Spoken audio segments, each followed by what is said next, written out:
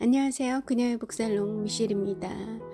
네, 오늘은 다시 강신주 선생님의 감정 수업으로 돌아와서 그 중에 한 챕터 드리려고 합니다. 잔혹함이라는 인간의 감정을 다루고 있는 챕터고요. 사랑의 비극이라는 부제목이 붙어 있습니다. 사랑의 비극, 잔혹하겠네요.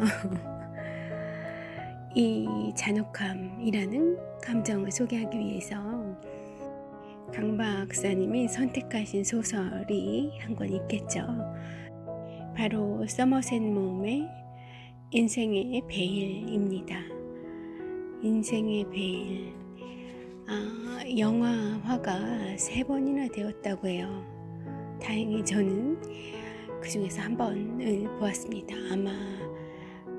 아마 제일 마지막 버전일 건데, 이 사랑의 비극을 다루고 있는 이 영화가 저는 너무 좋았어요. 비극이어서 좋았던 것이 아니고요. 이 영화의 스케일과 이 펼쳐진 풍경이 너무 아름다워서 정말 아주 깊게 매료시켰던, 저를 깊게 매료시켰던 그런 영화예요. 바로 나오미 와츠랑 에드워드 노튼이 주연으로 분했던 페인티드 베일입니다. 그렇게 영화를 잘 감상을 하고도 저의 이 미셸 양의 게으름은 검색해 보지조차 않은 것 같아요. 그래서 이 멋있는 영화가 서머셋 모음의 작품을 원작으로 한다는 것조차 몰랐습니다. 강 박사님 덕분에 알아요. 다시 보게 되는 그런 영화인데요. 이 잔혹함, 사랑의 비극적 사랑이라는 코드를 가지고 다시 한번 이 페인티드 베일, 인생의 베일이라는 작품을 또, 그리고 잔혹함이라는 인간의 감정에 대해서 탐해 보도록 하죠. 자, 책 속으로 들어가 보겠습니다. 적반하장도 이만하면 예술이다. 바람둥이 찰스와 외도한 사실이 들통나자 키티는 오히려 남편 월터를 윽박지른다. 난 당신을 사랑한 적이 없어. 우리는 공통점이 하나도 없잖아. 난 당신이 좋아하는 사람들을 좋아하지 않을 뿐더러 당신이 관심을 갖고 있는 것들은 죄다 지루하기만 해 라고요. 키티의 말은 반은 진실이고 나머지 절반은 거짓이다. 키티는 남편을 사랑하지 않아서 바람둥이를 만난 것이 아니니까. 사실 그녀는 바람둥이를 만나 쾌락에 빠져서 순간적으로 남편을 잊어버렸던 것이다. 자신은 그렇게 육체적 욕망 때문에 망가지는 여자가 아니라는 그런 자존심을 지키고 싶어서였을까? 키티는 자신이 바람을 피운 것이 아니라 그 남자를 사랑하는 거라고 강변하고 있다. 자신의 말에 무게감을 주기 위해 키티는 지금까지 남편을 사랑한 적이 없다고 도리어 역정을 내고 있는 것이다. 키티의 이런 모든 말은 비수처럼 월터의 가슴에 하나하나 제대로 꽂혔다. 칼은 칼로 상대하는 법. 자신의 사랑이 조롱당하자 그토록 배려심 깊었던 월터도 지금까지 키티에게 하지 않았던 말들, 아내에게 한 번도 감히 하지 못했던 그런 잔인한 말들을 쏟아내기 시작한다. 이 잔인한 말들을 내뱉었던 에드워드 노튼의 그 연기가 떠오르는 것 같아요. 그 대사 한번 읽어드릴게요. 나는 당신에 대해 환상이 없어. 나는 당신이 어리석고 경박한 데다 머리가 텅 비었다는 걸 알고 있었어. 하지만 당신을 사랑했어. 당신의 목적과 이상이 쓸데없고 진부하다는 것도 알고 있었지. 하지만 당신을 사랑했어. 당신이 이류라는 것도 알고 있었지. 하지만 당신을 사랑했어. 당신이 기뻐하는 것에 나도 기뻐하려고 얼마나 애썼는지, 내가 무지하지 않다는 걸, 천박하지 않다는 걸, 남의 험담을 일삼지 않는다는 걸, 그리고 멍청하지 않다는 걸 당신에게 숨기기 위해 얼마나 애썼는지 생각하면 한편의 코미디야. 네, 그 에드워드 노튼 그 특유의 그 완전 싸늘한 그거 있잖아요. 우리는 지금 서머셋 mom의 소설 인생의 베일에서 가장 서글픈 대목을 읽어보았다. 아마 이 소설을 영화화한 페인티드 베일을 본 독자라면 이 대목을 가장 불똥 튀는 장면으로 아프게 기억할 것이다. 인생의 베일이 3번이나 영화화된 이유는 분명하다. 누구나 한 번쯤 겪게 되는 사랑에 짙은 그림자를 이 소설만큼 제대로 묘사한 작품도 없기 때문이다. 사랑에 빠졌던 사람이라면 누구나 자신이 애인에게 얼마나 헌신적일 수 있는지를 확인하고 놀라는 경험을 해보았을 것이다. 이기적이었던 사람도 거의 성인처럼 이타적인 사람으로 만드는 것이 바로 사랑만이 해낼 수 있는 최고의 기적이니까. 그렇지만 반대의 경우도 있다. 사랑에 빠졌던 사람은 애인에게 자신이 어디까지 잔인해질 수 있는지에 대해 스스로 경악하는 순간도 분명 경험했을 것이다. 이 괴물과도 같은 잔혹함이 도대체 어디에 숨어 있었는지 모를 정도로 우리는 독해질 수도 있다. 누군가 지금 고개를 갸우뚱거리고 있다면 아마 미성숙해서이리라. 어떻게 사랑하는 사람에게 잔인할 수 있다는 거야? 사랑은 애인을 행복하게 해주는 감정 아닌가? 이런 식으로 생각하시는 분 있을 텐데 강 박사님의 의하면 미성숙 하셨기 때문이랍니다. 사랑 때문에 더 아프지 않기 위해서 우리는 잔인해질 수 있다는 거죠. 애인에 대한 잔인함이 그나마 자신에 대한 잔인함을 약화시킬 수 있다는 것을 본능적으로 알기 때문이에요. 그러니까 나에 대한 그 참 경멸? 그로 인해서 나에게 악하게 할 수 있는 거를 본인한테 그렇게 하지 않고 자기가 살기 위해서 그 원인이 되었던 그 어떤 사람에게, 혹은 원인이 아니더라도 그런 이제 대상이 될 수 있을 만한 적당한 사람에게 대신 잔인해진다는 거죠. 그러니까 부정적이고 뭔가 극한 그런 감정에 치달아 있는 사람 근처에는 가지 않는 게 좋겠군요. 그 불똥이 엄한 나에게 튈 수도 있는 거잖아요. 그렇다는 거잖아요.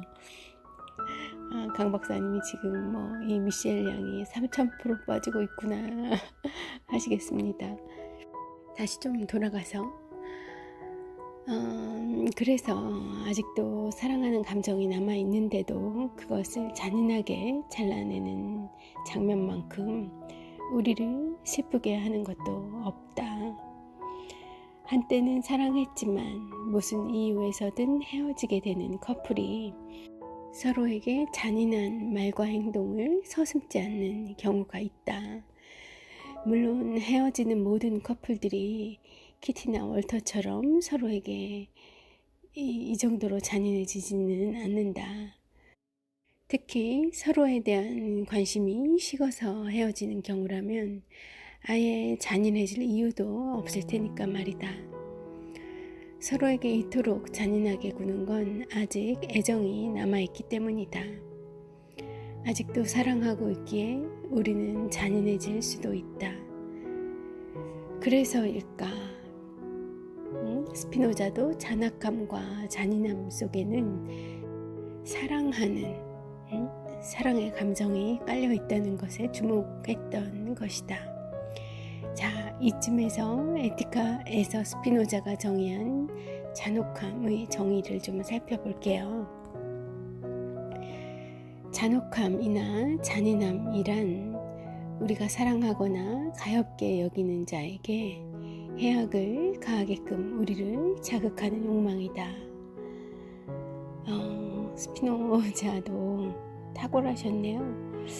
누구에게 잔혹하게 대할 수 있다는 것, 잔인하게 대할 수 있다는 것은 사랑하거나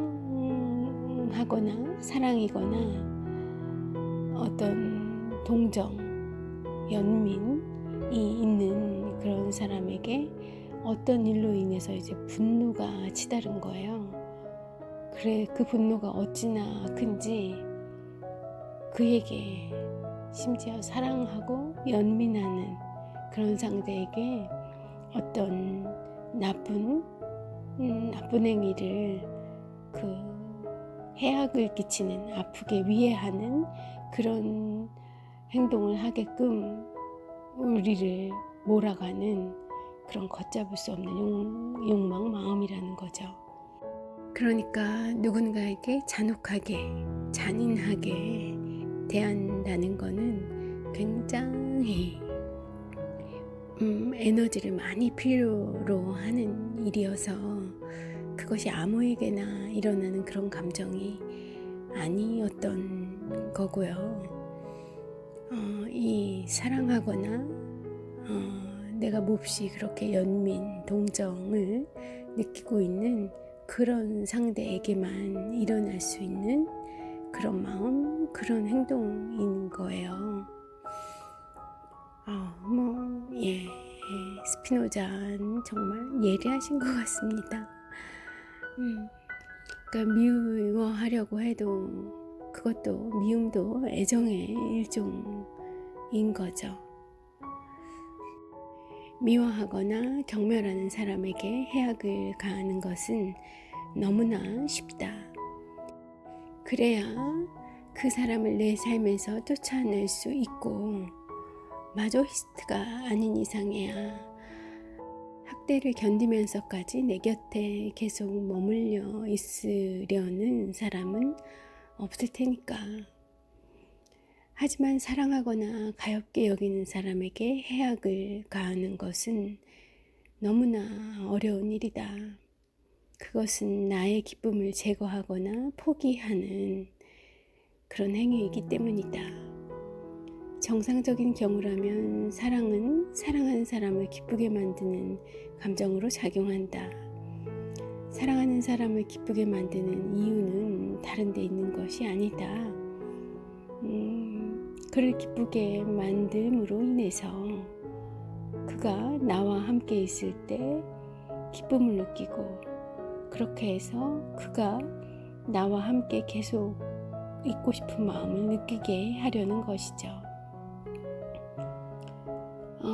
인간이 자신에게 기쁨을 주는 사람의 곁을 떠날 수 없는 그런 심리가 작용하길 의도한 거죠. 결국 사랑하는 사람을 행복하게 만들어주는 이유는 나의 존재가 그 사람에게 행복을 야기할 수 있도록 하기 위함입니다. 황재우 시인의 말처럼 이타심은 늘 결국에는 이기심인 거죠. 그렇기 때문에 잔인함은 기묘하고 심지어는 괴이하기까지 한 그런 감정입니다. 사랑하는 사람에 대한 그런 잔인함, 잔혹함, 이런 건 정말 일반적이지 않은 그런 괴이한 감정이죠. 잔인함은 사랑하는 사람을 기쁘게 하기는커녕 오히려 기분 나쁘게, 심지어는 분노하게 만드는 감정이니까요. 결국 이런 잔인함은 마침내 사랑하는 사람을 내 곁에서 떠나도록 만들게 됩니다. 잔인한 말과 행동을 통해 우리가 원했던 것도 바로 이것이죠. 그가 떠나가게 하는 것. 사랑하는 사람을 자신으로부터 떠나도록 만들고 싶었던 것. 그래서 둘 사이를 끈끈이 연결해 주고 있던 그 끈을 자르고 싶었던 겁니다. 불행히도 잔인함은 사랑하는 그 상대에게 상처를 주는 것에 그치지 않죠. 그건 우리 자신에게도 씻을 수 없는 상처를 남기기 마련입니다. 사랑하는 사람은 나에게 기쁨을 주는 존재죠. 그럼에도 불구하고 그에게 상처를 주어서 쫓아낸다면 이제 나에게는 그 기쁨을 주는 사람도 남지 않게 떠나가게 된 거죠. 당연히 우울함과 슬픔이 기쁨 대신 나 자신을 뜯어먹기 시작할 것이다. 결국 잔인함으로 우리는 자신뿐만 아니라 사랑하는 사람 모두에게 심각한 상처를 남기게 된다. 그러니 잔인함에 사랑의 자살이라는 별칭을 붙여줘도 되겠다. 사랑하는 사람에게 상처를 주고 그 대가로 사랑하는 사람으로부터 상처를 받는 서글픈 공멸이 잔인함의 최종 목적일 테니까 말이다. 칼자루가 없는 칼, 그러니까 양쪽 모두 날이 퍼렇게 선 칼을 잡고 서로를 찌르니 상대방도 피를 흘리고 칼날을 잡고 있는 나의 손에도 피가 흐르는 모양새다. 인생의 베일에서 세균학자인 월터는 키티를 전염병이 창궐하는 중국으로 데려가 일종의 유배 생활에 들어갑니다. 둘 다 죄인이라는 생각으로 유배 생활에 들어간 거예요. 한때 열정에 휩싸여 남편에게 잔인하게 굴었던 아내나 그 잔인함을 똑같이 잔인함으로 받아쳤던 남편이나 모두 사랑의 죄인이기 때문이다. 그러니 콜레라에 걸린 환자를 헌신적으로 돌보았던 월터의 행동은 헌신적인 인류애와는 거리가 먼 것일 수밖에 없었다. 물론 최초에는 그랬을 거예요. 그의 중국행은 사랑이라는 감정에 잔인한 칼날을 들이댔던 죄를 갚으려는 속죄의식이었으니까 그는 합법적으로 스스로를 파멸시킬 수 있는 장소를 물색했다고나 할까? 자신이 바라던 대로 월터는 그곳에서 콜레라에 걸리고 만다. 흔히 콜레라를 천형이라고 동양에서 부르는 것처럼 월터는 제대로 벌을 받은 셈이다. 그렇지만 너무 큰 벌 아니었을지. 이미 자신의 잘못을 뉘우치고 있던 키티는 마지막 숨을 몰아쉬던 월터에게 눈물로 용서를 구합니다. 그러고는 남편에게 아직도 자신을 경멸하느냐고 묻죠. 죽어가면서도 월터는 키티에게 잔인하게 굽니다. 이렇게 이야기하죠. 아니, 나 자신을 경멸해. 당신을 사랑했으니까.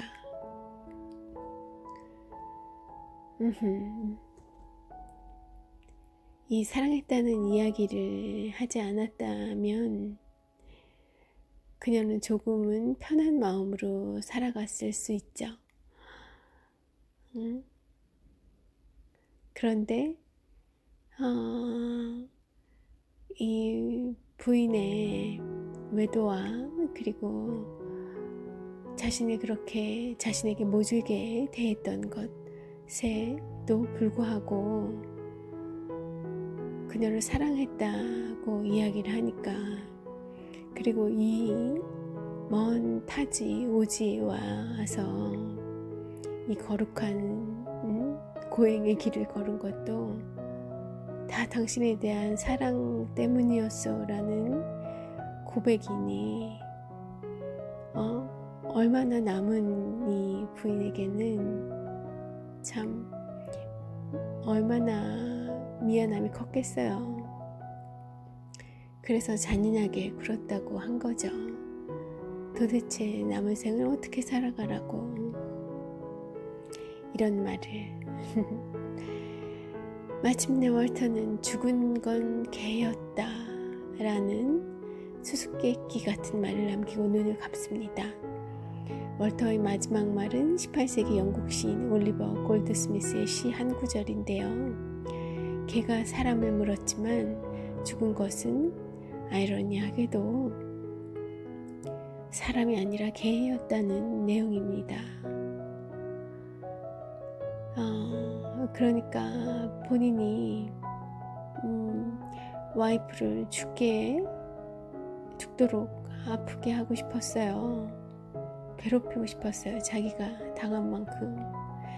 그런데 자기가 죽도록 괴로웠다는 거죠. 그리고 그렇게 자기가 지금 세상을 하직한다는 거고요. 그렇다. 잔인함은 사랑하는 사람이 아니라 결국 나 자신을 파멸로 이끄는 감정이다. 서머셋 몬이 우리에게 알려주고 싶었던 교훈은 바로 이것이었을 거다. 그래요. 저도 그 영화를 보고 그런 감정이 깨달음이 들었던 것 같아요. 보통 영화에서 바로 깨달음을 얻게 되기 쉽지 않은데, 페인테이드 베일은 참 그 중국의 풍경이 아름다웠거든요. 그 완전 그 오지의 천연 자연, 너무 그 거대하고 이 장대한 아름다움 앞에 스크린 속의 눈길이 막 그 황홀했던 것 같은데, 내용은 너무나 영화스러웠고 이 극단적인 감정을, 그 극한 사랑, 극한 미움 이런 걸 보여주고 있어서 참 영화스럽다 생각했던 것 같고요. 자, 서머셋 몬에 대해서 소개해 드리겠습니다. 굉장히 제가 좋아하는 작가예요. 인간의 굴레, 달과 6펜스. 참 주옥 같은 소설이죠. 야, 어떻게 이런 대작들을 이리도 많이 남겼단 말입니까? 1874년에 태어나셔서 1965년에 가셨고요. 저는 18세기 초년쯤에 사시지 않으셨을까 생각했었는데 아니었네요. 서머셋 몬은 인간의 굴레, 달과 6펜스 등으로 대중에게 친숙한 영국 작가입니다. 소설이란 무엇보다도 재미를 위한 것이라고 말했죠. 당시는 윌리엄 포크너, 제임스 조이스, 버지니아 울프 등 쟁쟁한 모더니스트들이 활동하던 시절이라서, 그래서 제게는 그 시절보다 좀 더 앞선 연배의 사람일 거라고 생각을 했던 것 같아요. 그래서 그런 모더니스트들이 활동하던 시절이어서 비평가들은 서머셋 몬을 대중소설가라고 깎아내렸죠. 하지만 그의 소설들은 간결하고 쉬운 문체로 이야기를 흥미진진하게 이끌면서 뛰어난 심리 묘사를 보여 작품성과 대중성을 모두 인정받고 있습니다. 인생의 베일은 1925년경 발표된 소설이고요. 삼각관계를 다룬 연애 소설이면서 동시에 여성의 성장 소설이다.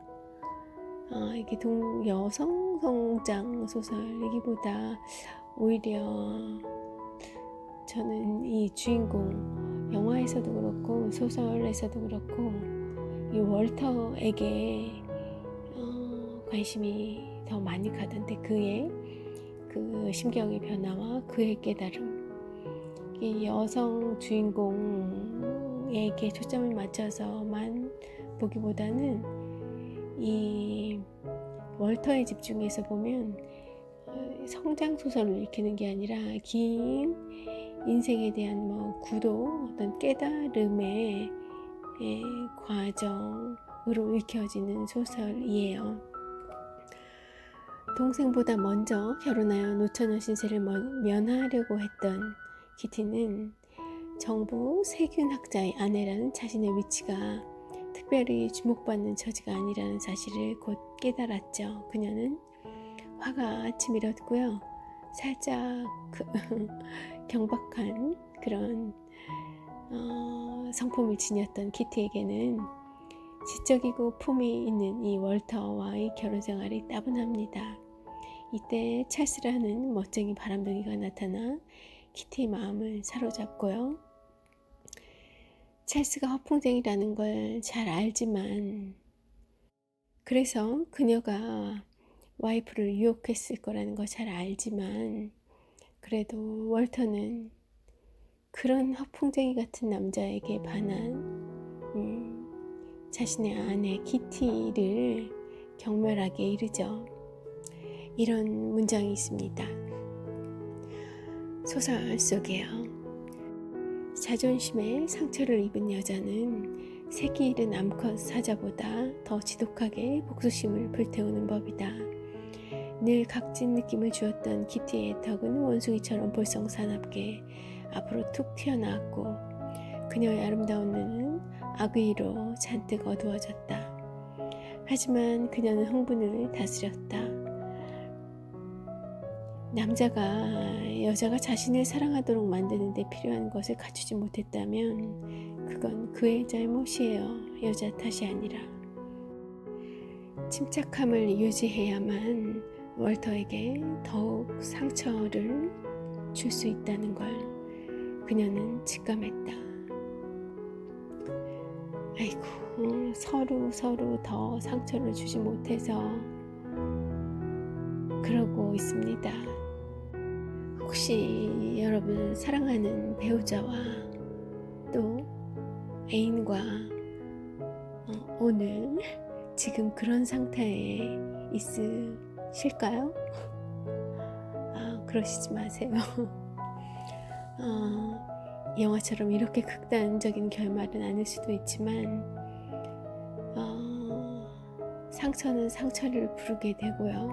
잔혹함은 잔혹함을 부르게 됩니다. 내가 먼저 상처를 감싸 안는 게 필요할 것 같아요. 겉모습만 화려한 찰스에게 반해 남편의 진가를 알아보지 못하는 키티. 그래요, 이게 문제였던 거예요. 남편의 진가를 알아보지 못할 정도의 성숙함이었던 거죠. 그런데 덥석 결혼부터 하고 보니 이런 사단이 났던 겁니다. 그리고 그녀의 허위의식을 알면서도, 그녀의 허영과 허위를 알면서도 아내를 사랑했던 월터, 이 두 사람의 애증을 통해 작가는 사랑의 가치와 성숙의 의미를 전합니다. 자, 철학자의 어드바이스 코너로 넘어가 볼게요. 몇몇 정신적으로 문제가 있는 사람을 제외한다면 우리는 사랑하는 사람에게 잔인하게 굴지 않는다. 일반론적으로는, 그리고 원칙적으로는, 이론적으로는 분명히 그게 맞는데, 그렇지만 정신적 문제도 없으면서 사랑하는 사람에게 잔인해지는, 분명 조금은 기이한 이런 현상이 흔히 우리들 관계에서 발생합니다. 보통 사랑하는 사람에게는 행복을 안겨주고자 하는 법인데, 왜, 무슨 이유로 우리는 사랑하는 사람에게 잔인해지는 걸까요? 잔인해지려는 걸까요? 잔인함은 사랑하는 사람에게 해악을 가하려는 욕망이라는 스피노자의 정의를 조금 바로 잡을 필요가 있습니다. 잔인함은 아직도 나를 사랑하고 있는, 한때 서로 사랑했던 사람에게 해악을 가하려는 욕망이라고요. 그러니까 강 박사님의 말은, 이 사랑이 한때 분명히 사랑했어요. 근데 그 사랑이 지금 잠깐 다른 방향을 향하고 있는 것 같다 라는 생각이 들 때, 그 상대방에게 위해를 가하려는, 괴롭히고 싶은 마음이라는 거예요. 그 사람의 방향이 변했을 때, 그게 순간적으로든 아니면 지속성을 가졌던, 여기 한때 사랑했던 남녀가 있다. 그런데 상황은 완전 변했다. 한 사람은 여전히 상대방을 사랑하지만 다른 한 사람은 더 이상 사랑이라는 관계에 존재하지 않는다. 두 사람 중 왜 한 사람만이 사랑이 쉽게 되었는지도 중요하지 않다. 아마도 다른 사람이나 다른 것을 사랑하게 되었기 때문일 거다. 한때 사랑했지만 지금은 사랑하지 않는 사람이 아직도 나를 사랑하고 있다는 것, 그것은 여간 곤혹스러운 사태가 아닐 수 없다. 내 마음은 떠났지만 사랑이라는 감정을 여전히 받고 있는 상태에서도 그 마음이 편치만은 않다는 겁니다. 이럴 때 우리에게 상대방의 사랑은 떨치기 힘든 부담으로 다가오죠. 그러나 중요한 것은 내가 그 사람을 지금은 사랑하고 있지 않다는 그 자명한 사실일 거고요. 사랑의 관계를 먼저 이탈한 사람, 그러니까 배신자죠. 이 배신자는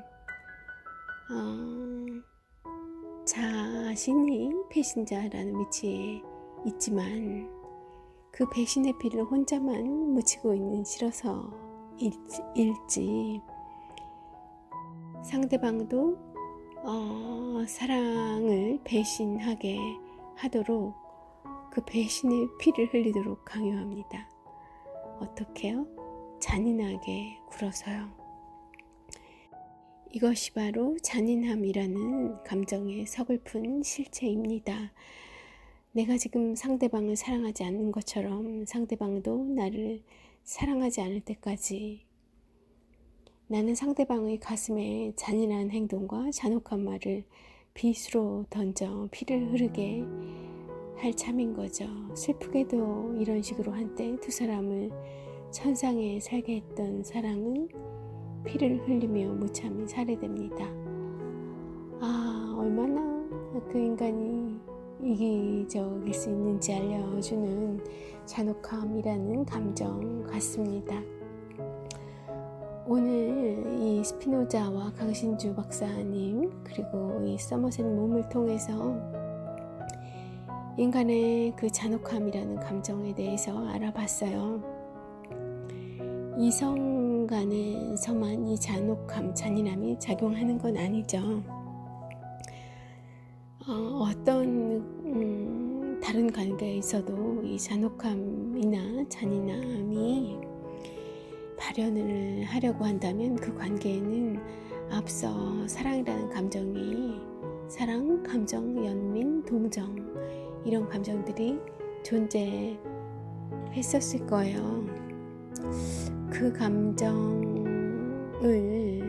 좀 더 연장하고 잔혹함이나 잔인함은 계속 뒤로 지연시키다가 끝내 스스로 소멸되도록 그렇게 이 감정을, 이 피의 감정을 흘려보내는 것이 좋겠다 하는 생각이 듭니다.